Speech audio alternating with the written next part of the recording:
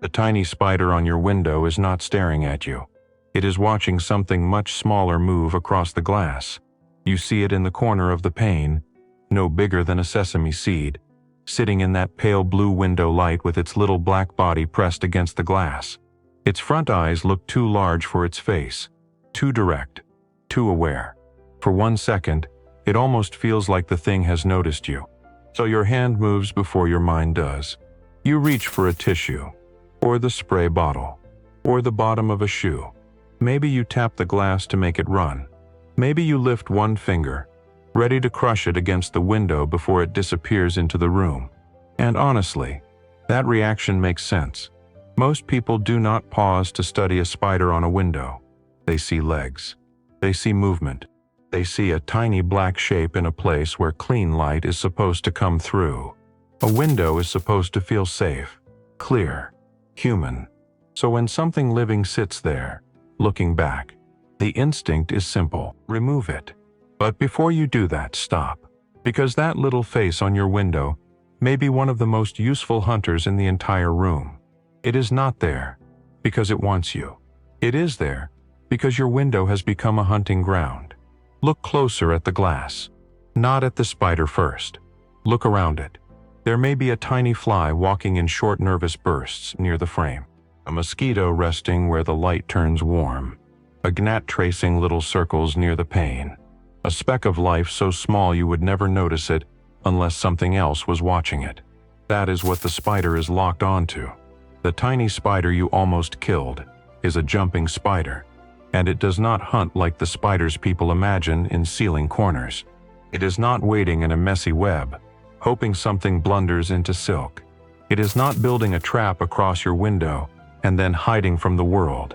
It is an active hunter, a visual hunter, a creature that stalks, measures, waits, and then launches itself through the air with terrifying precision. Here is the part that changes everything. Those big front eyes are not there to look cute. They are not there to make the spider seem strangely expressive. They are weapons. They give the spider a focused view of the world, sharp enough to track tiny movements that your own eyes would throw away as dust or glare. That is why it turns toward you when you move. Not because it is planning something, because movement is the language of prey. A jumping spider lives in a world of motion. The twitch of a fly's leg, the shift of a mosquito's wing, a dark speck crossing a bright pane of glass. Every small movement becomes a signal. Every pause becomes information. Every angle matters. So when it sits there on your window and seems to stare, it is not being creepy. It is aiming. The real action is happening where you barely notice anything at all. A window is a perfect place for this little hunter. Light collects there. Heat gathers there. Small flying insects make mistakes there. Flies land on the glass and keep trying to walk through a sky they cannot reach. Mosquitoes rest near the frame. Gnats drift toward brightness and end up trapped between the outdoor world and your house. To you, the window is just a window. To the spider, it is a vertical hunting field. It can move along the frame like a tiny patrol. It can stop under the sill, disappear into the shadow of the track, and then reappear beside the same fly you thought was alone. It can watch the glass for minutes without wasting a move. And then, when the distance is right, something incredible happens. Before a jumping spider leaps, it often anchors a thin line of silk behind itself. Not a web, a safety line, a living rope so fine you may never see it. Let that settle for a moment. The spider you were about to smear across the glass may have already attached a silk cable to the window frame, checked the distance to its prey, lowered its body, and prepared to launch. That thread is not decoration. It is insurance. If the jump fails, if the glass angle is wrong, if the prey moves at the last second, the spider does not simply fall into nowhere. It has a line behind it. It has a way back. It is not throwing itself blindly through the air. It is hunting with a backup plan. That is the fact most people never get to see, because they kill the spider before the hunt begins. They see a tiny animal sitting still and assume it is doing nothing. But stillness is part of the weapon. A jumping spider does not need to run wildly. It studies. It shifts. It raises its front legs. It inches forward in small, careful pulses, like a cat moving through tall grass. Then it freezes again. Not because it is afraid, because the target has moved. It is recalculating. This is where the story becomes uncomfortable. Because the more you watch it, the less it behaves like the simple little pest you thought it was. It does not just bump around the glass. It orients toward shapes. It follows movement. It can circle to improve its angle. It can hesitate, adjust, and wait for the exact moment when a smaller insect makes one careless step. That tiny hunter is running a silent calculation on your window. Distance, direction, speed, surface, risk. And then the launch comes so fast your eyes almost miss it. One moment the spider is a black dot on the frame. The next, the fly is gone. No dramatic web, no buzzing trap, no sticky mess stretched across your window. Just a sudden jump, a tiny collision, and one less insect crawling around the place where your hand rests when you open the pane. That is why the impulse to kill it is so backward. The thing you wanted to crush was tracking the thing you wanted gone. Most people see the spider first, because it has a face. It has legs. It looks like the threat. But the real nuisance may be smaller, quieter, and already inside the house. The fruit fly near the kitchen window. The mosquito that came in when the door opened. The small moth circling the lamp. The gnat that keeps appearing around the plant by the sill. The spider is not proof that your window has become dirty. It may be proof that your window has become active. Something has been attracting prey there.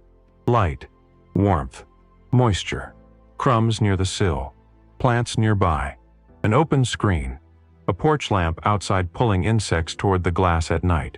And once small insects gather, hunters notice. That little spider is one of them. Here is why that matters. A jumping spider is not a household disaster. It is not a swarm. It is not a swarm. It is not a hidden colony chewing through your walls. It is a lone hunter moving through a landscape we barely understand because we are too large to see it clearly. Your window has edges, tracks, dust lines, reflections, and tiny gaps of shade. To a spider the size of a pencil eraser, those are cliffs, corridors, ambush points, and lookout posts. That bright pane of glass becomes a map. The lower frame becomes cover. The corner becomes a blind. The fly becomes the target. And the spider waits. When people say the spider was watching them, they are usually noticing the wrong part of the story. Jumping spiders do turn toward large movement. They may look directly at you, because you are enormous motion crossing their field of view. But you are not the meal. You are not the mission. You are the earthquake in the background. The real hunt is happening at the scale of dust. A mosquito shifts one leg. A gnat lands and turns. A fly rubs its front feet against the glass. And the spider's whole body changes. The little face in your window was not watching you. It was aiming at the problem. That is the reversal. The thing that made you uncomfortable was not the invader in the scene. It was the patrol. It was the tiny living system responding to a smaller problem you had not even noticed yet. And this does not mean you have to let every spider wander anywhere it wants. If it is in a bed, near a child's hand, in a place where someone may panic, or somewhere it can be crushed accidentally, you can move it. Use a cup and a card. Guide it outside to a sheltered spot near a window frame, porch rail, garden plant, or wall where small insects gather. But do not make the spray bottle your first reaction. Do not flatten it just because it has legs.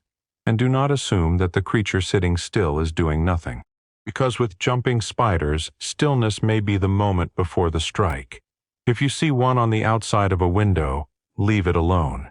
If it is inside and out of the way, watch it for a moment before you decide. If you truly need it gone, relocate it gently. And if you see many insects collecting around that same window, pay attention to what is drawing them there. Check the screen. Clean the sill. Reduce night light near the glass. Look for damp soil in nearby plants or food residue by the frame. The spider is not the root of that problem. It may be the sign pointing toward it. That is the strange gift of a tiny hunter on a window. It reveals what your eyes missed. It tells you the glass is not empty. It shows you that the quietest corner of your house may already have a food chain moving through it. And once you understand that, the same scene feels different. The little black spider is still there. The window is still pale blue. The fly is still crawling across the glass. Your hand may still be holding the tissue, but now the spider is not a stain waiting to be wiped away. It is a hunter on a wall of light. It is a set of eyes reading movements too small for you to care about. It is a body built for patience, distance, and sudden force. It is a creature so small you could erase it without thinking, yet precise enough to turn your window into a hunting ground. So the next time you see that tiny face looking back from the glass, pause. Look around it. Watch the specks near the frame. Watch the fly on the pane. Watch how the spider turns, lowers, and waits. Because it was never just staring at you. That little face in your window belongs to a hunter, and you almost killed it before you saw what it was hunting. If you have ever found one of these tiny spiders on your window, tell me where it was. And subscribe, because the next strange thing you almost remove might be protecting your home in a way you never expected.